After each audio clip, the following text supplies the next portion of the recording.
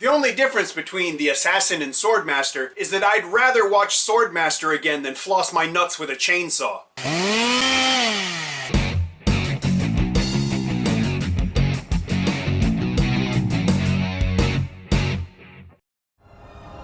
你情愿怎么死？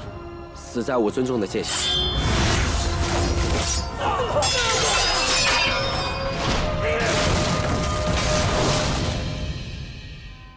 Hi, welcome to the Silver Spleen. My name is Kim Peterson, and this is my review of Swordmaster. In 1977, the Shaw Brothers brought us Death Duel, directed by Chor Yun and starring Derek Yee in his first leading role. He plays a young swordsman trying to run away from his reputation. Now, in 2016, Derek Yee is behind the camera, bringing us a remake of this wuxia classic. I watched the trailer for Swordmaster, and to be honest, at first I was gonna skip it. The trailer didn't grab me. In fact, if anything, it kind of pushed me away. And the tattoo on Peter Ho's face just looked really bad in the trailer. But I have to say that when I saw the same thing on a full-size screen, it looked much better. In fact, I was really impressed. It's very good makeup. Swordmaster stars Kenny Lin as Useless Chi, a man so down on his luck that he ends up slopping out in a brothel. That's not a euphemism. It's an actual job. Really. A really unpleasant job. But let's move on. While there, he meets a young lady of the evening, or afternoon,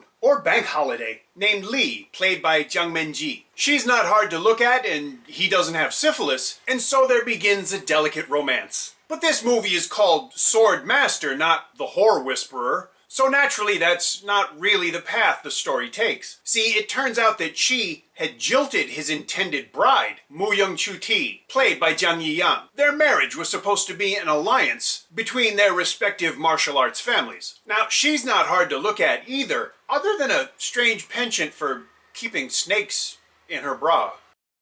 As if that's not enough to worry about, Chi also has to keep an eye out for Yen Xishan, the brooding and more than slightly alcoholic swordsman who tirelessly searches for Chi because he, Yen, is the second best swordsman and wants to make sure by challenging number one. Those plot points are essentially present in both films, but Swordmaster is different than Death Duel in a lot of ways. The narrative in Swordmaster emphasizes different aspects of the story. It also has a very different feel. Even though it's a remake of a 40-year-old movie that takes place in a fictional past, the tone is very modern. The humor in the movie and its willingness to occasionally concede some of its own excesses make it a lot more fun to watch, and even help me overlook the occasional low spots. It made it possible for me to enjoy some of the more broad comic moments that I usually can't stand. Swordmaster doesn't always take itself seriously, and that made a big difference for me.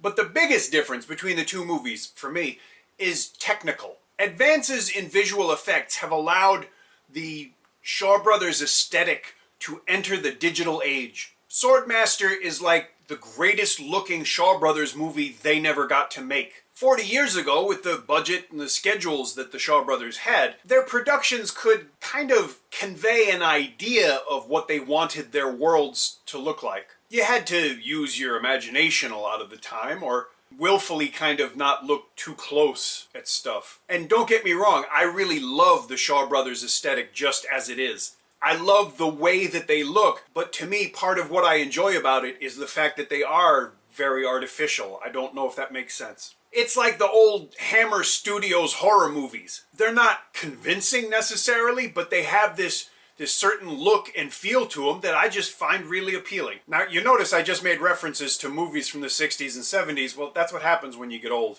Thankfully for all of us, computers have turned some of those basic visual ideas into very detailed masterpieces. How good does Swordmaster look? I actually wanted to watch the movie again, but in 3D. And I hate 3D. Watching this movie on a big screen was really a treat. The background of a lot of the shots was just as watchable as the foreground. I found myself really kind of examining details. Now, what you're looking at isn't necessarily believable in a literal sense, but it's so highly detailed and beautifully rendered that you probably won't mind. It really is like a 21st century Shaw Brothers movie on that visual level. The final sword fight goes on for quite some time, but the visual presentation of it was so nice that I didn't feel like it dragged. I was actually engaged and interested the entire time, and that's a miracle. That's partially because the action choreography and the cinematography were so good. It's also because the acting in the movie was so good. Against all odds, I found myself engaging with these characters emotionally, which, to be honest, is rare for me in these kinds of movies. It was made easier, I think, because when I saw the movie, it was in its original Mandarin and hadn't been dubbed into Cantonese. Not that there's anything wrong with that, but when you watch people acting in their original and native language, it makes a difference. It was also nice to see the star of I Am Somebody in a small role. I enjoyed Swordmaster a lot more than I expected to. Derek Yee has made a film that, to me,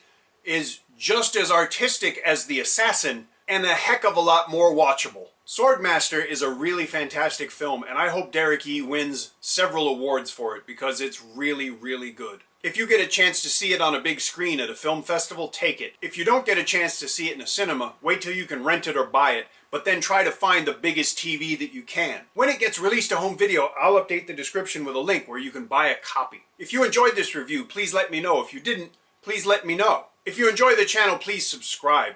Thank you. I'll see you again soon.